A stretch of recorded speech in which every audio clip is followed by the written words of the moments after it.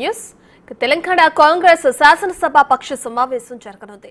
CM Revanth Reddy అధ్యక్షతన జరిగే సమావేశానికి పార్టీ రాజ్యసభ అభ్యర్థి అధికార ప్రతినిధి అభిషేక్ సింఘ్వి హాజరు కానున్నారు. ఈ సందర్భంగా ఆయనను పార్టీ ఎమ్మెల్యేలను సీఎం పరిచయం చేయనున్నారు. రుణమాఫీ హామీని అమలు చేసినందుకు వరంగల్లో ఈ నెల 20న కృతజ్ఞత సభను ఏర్పాటు చేయాలని, దీనికి పార్టీ అగ్రనేత రాహుల్ గాంధీని ఆహ్వానించాలని కాంగ్రెస్ యోచిస్తోంది. అదే రోజు రాజీవ్ గాంధీ జయంతి కూడా కావడంతో సచివాలయం ఎదుట ఆయన విగ్రహాన్ని ఏర్పాటు చేయనున్నారు. కార్యక్రమానికి పార్టీ అగ్ర నాయకురాలు సోనియా గాంధీని కూడా ఆహ్వానించబోతున్నట్లు సమాచారం.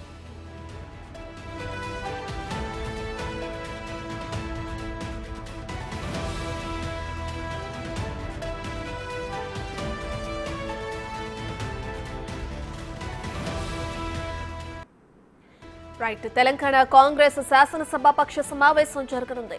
సీఎం రేవంత్ రెడ్డి అధ్యక్షతన జరిగే సమావేశానికి పార్టీ రాజ్యసభ అభ్యర్థి అధికార ప్రతినిధి అభిషేక్ సింఘ్వి హాజరు కానున్నారు. ఈ సందర్భంగా ఆయనను పార్టీ ఎమ్మెల్యేలకు సీఎం పరిచయం చేయనున్నారు. రుణమాఫీ హామీని అమలు చేసినందుకు వరంగల్లో ఈ నెల 20న కృతజ్ఞత సభను ఏర్పాటు చేయాలని, దీనికి పార్టీ అగ్రనేత రాహుల్ గాంధీని ఆహ్వానించాలని కాంగ్రెస్ యోచిస్తోంది.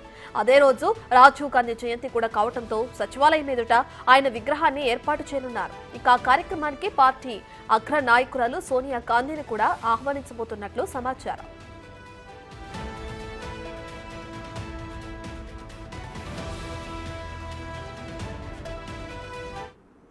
ఇదే అంశానికి సంబంధించి మరింత సమాచారాన్ని మా ప్రతినిధి సైదులు లైవ్ లో అందిస్తారు.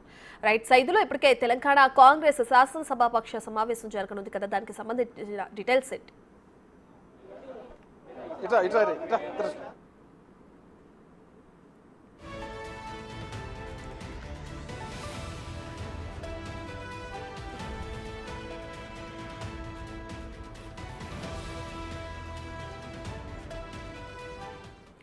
తెలంగాణ కాంగ్రెస్ శాసనసభ పక్ష సమావేశం జరగనుంది. దానికి సంబంధించిన మరింత సమాచారాన్ని మా ప్రతినిధి సైదులు లైవ్ లో అందిస్తారు. సైదులు, సమావేశానికి సంబంధించిన డీటెయిల్స్ ఏంటి? రత్న, కొద్దిగా ఆల్రెడీ దాదాపుగా మంత్రులందరూ కూడా నానక్రమంగా ఉన్నటువంటి షెరటాన్ హోటల్ అందరూ కూడా మంత్రులు, ఎమ్మెల్యేలు, ఎమ్మెల్సీలు అందరూ కూడా వారితో పాటుగా రాజ్యసభ సభ్యులు వీరందరూ కూడా చేరుకున్నారు.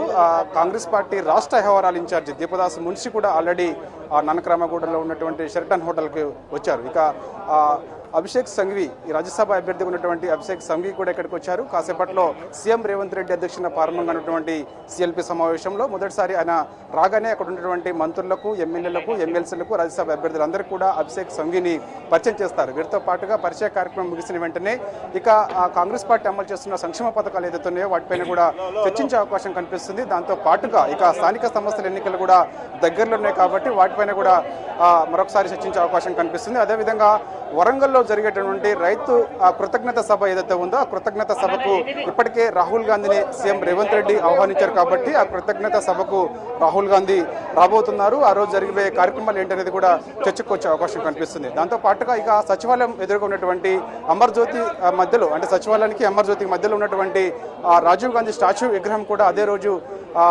రాహుల్ గాంధీ ఓపెనింగ్ కార్యక్రమం కూడా ఉండబోతుంది సాయంత్రం వేళలో. సో దానిపై కూడా ఇటు సిఎల్పి సమావేశంలో చర్చకు వచ్చే అవకాశం అయితే కనిపిస్తుంది. సో వీటితో పాటుగా రైతు రుణమాఫీ విషయంలో కూడా ఇటు ప్రతిపక్షం చేస్తున్న ఆరోపణలు ఏదైతే ఉన్నాయో వాటిని తిప్పికొట్టాలని చెప్పేసి కూడా ఈ సిఎల్పి సమావేశంలో ప్రధానంగా చర్చకు వచ్చే అవకాశం కనిపిస్తుంది. ఎందుకంటే దేశంలో ఎన్నడూ లేని విధంగా ఏకకాలంలోనే రైతులందరికీ కూడా ఒకే దఫ ఆగస్టు 15 ఇచ్చిన మాట నిలబెట్టుకున్నటువంటి సీఎం రేవంత్ రెడ్డి సో ఏకకాలంలో దాదాపుగా 31,000 కోట్ల రూపాయల రైతు రుణమాఫీ చేసి తీరుతామని చెప్పేసి కూడా చెప్పిన నేపథ్యంలో సో ఇక ఆ ప్రాసెస్ కంటిన్యూగా కొనసాగుతుంది. అంటే ఇప్పటి వరకు కూడా 22 లక్షల మందికి 18,000 కోట్ల రూపాయల రైతు రుణమాఫీ జరిగింది కాబట్టి సో ఇక ఇంతటితో ఆగిపోదు, ఆ ప్రాసెస్ యథావిధిగా కొనసాగుతుంది. ఎవరైతే రైతులు రుణమాఫీ జరగలేదంటున్నారో ఆయా ఎంఈఓ కార్యాలయానికి వచ్చి తమ యొక్క సమస్యలు చెప్పుకున్నట్టయితే వారికి కూడా రైతు రుణమాఫీ జరుగుతుందని చెప్పేసి అంటున్నారు. సో దానికి సంబంధించి అదేవిధంగా స్థానిక సంస్థల ఎన్నికలు కానీ అదేవిధంగా రేపు ఉదయం 11 గంటల సమయంలో ఆ రాజ్యసభ అభ్యర్థిగా అభిషేక్ సింఘ్వి ఆయన యొక్క నామినేషన్ కార్యక్రమం కూడా ఉండబోతుంది. ఈ నామినేషన్ కార్యక్రమానికి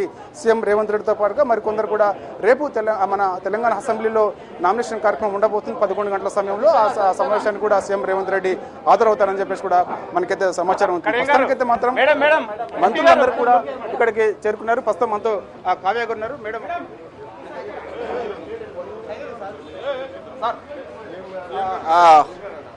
ప్రస్తుతానికి మనతో మంత్రి కోమరెడ్డి గారు ఉన్నారు. సార్ చెప్పండి, సిఎల్పి సమావేశంలో అభిషేక్ సంఘవి గారి పరిచయ కార్యక్రమంతో పాటుగా ఏ అంశాలు ప్రధానంగా చర్చకు వచ్చే అవకాశం కనిపిస్తుంది? ఎట్లా తెలుస్తుంది సార్ రాహుల్ గాంధీ గారు ఎప్పుడు వస్తున్నారు? కృతజ్ఞత సభ ఎప్పుడు వరంగల్ ఉండబోతుంది? ఈ రాజీవ్ గాంధీ స్టాచ్యూ విగ్రహం కూడా ఎప్పుడు ఉండబోతుంది? ఈ అంశాలు ఇంకేమైనా విషయాలు మాట్లాడారు రాష్ట్రం గురించి? సార్ రైతు రుణమాఫీ జరగలేదని చెప్పేసి అంటున్నారు. అది అట్లా రైతుల గురించి రైతు రుణమాఫీ విషయంలో ఒకరే కాదు, ప్రభుత్వం మోసం చేసింది రైతులు అని చెప్పేసి కూడా బీఆర్ఎస్ పార్టీ ఆరోపిస్తుంది.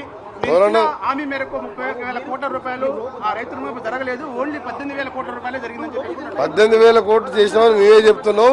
మిగిలిన వారం 10 రోజులలో మిగిలిన 13,000 కోట్లు ఎంత చీలిందో మిగిలిపోయిన రైతులందరూ కూడా ఇవ్వడం జరుగుతున్నది.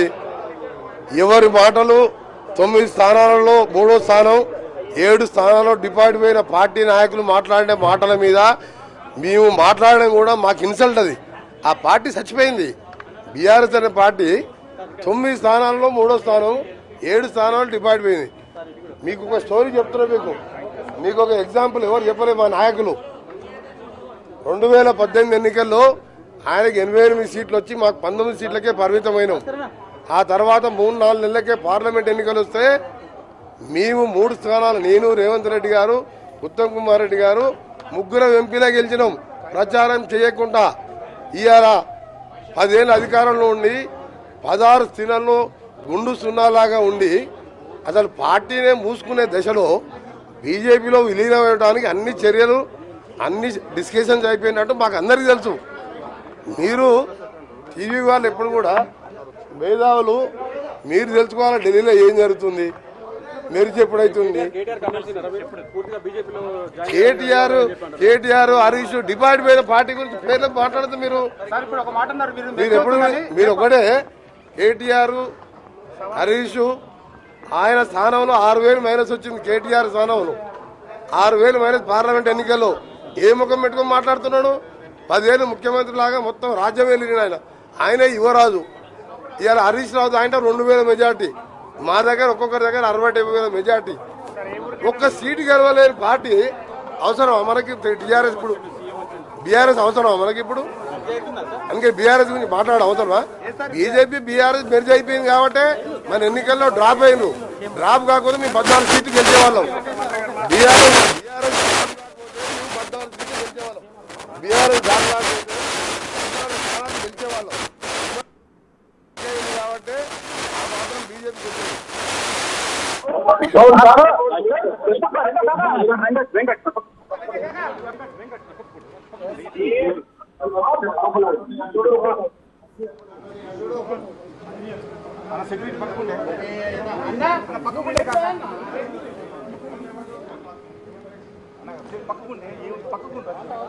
ఎస్ చూస్తున్నాం మనము. ఇక నానక్రమగూడ హోటల్ కి, షెరటాన్ హోటల్ కి సీఎం రేవంత్ రెడ్డి చేరుకున్నారు. ఇక ఇప్పటికే మంత్రులు, ఎమ్మెల్యేలు, ఎమ్మెల్సీలు అందరూ కూడా లోపలికి వెళ్లారు. కాంగ్రెస్ పార్టీ రాష్ట్ర వ్యవహారాల ఇన్ఛార్జి దీపదాస్ మున్షి కూడా ఇక్కడికి చేరుకున్నారు. ఇక సీఎం రేవంత్ రెడ్డి కూడా షెరటాన్ హోటల్ కి వచ్చారు. సో ఇక మరి కాసేపట్లోనే ఫ్యూ మినిట్స్ లోనే ఈ సిఎల్పి సమావేశం, అంటే కాంగ్రెస్ పార్టీ అధికారంలోకి వచ్చిన తర్వాత 2వ సిఎల్పి సమావేశం ప్రారంభం కాబోతుంది. ఈ సిఎల్పి సమావేశంలో ఇప్పుడు ఆల్రెడీ సీఎం రేవంత్ రెడ్డి నానక్రామగూడలో ఉన్నటువంటి షెరటాన్ హోటల్ కి చేరుకున్నారు కాబట్టి సో ఇక మరి కాసేపట్లో ఇప్పటికే అభిషేక్ సంఘవి కూడా ఇక్కడికి వచ్చున్నారు. సో ఇక వారిని ఉన్నటువంటి మంత్రులకు, ఎమ్మెల్యేలకు, ఎమ్మెల్సీలకు, రాజ్యసభ సభ్యులందరికీ కూడా పరిచయ కార్యక్రమం చేయబోతున్నారు సీఎం రేవంత్ రెడ్డి. ఇక ఆ పరిచయ కార్యక్రమం ముగిసిన తర్వాత ఇక ప్రధానంగా కొన్ని అంశాలు, ముఖ్యంగా కాంగ్రెస్ పార్టీ అమలు చేస్తున్నటువంటి సంక్షేమ పథకాలు ఏదైతే ఉన్నాయో అవన్నింటిపైన కూడా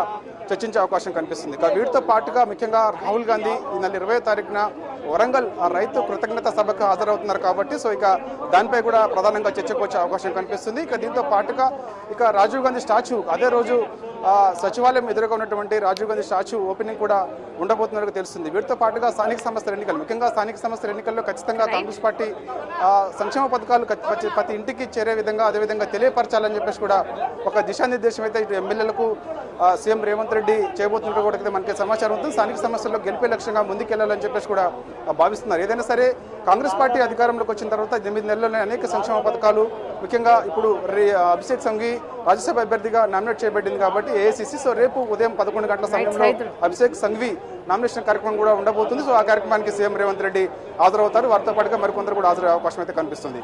రైట్, థ్యాంక్ యూ సైదులు.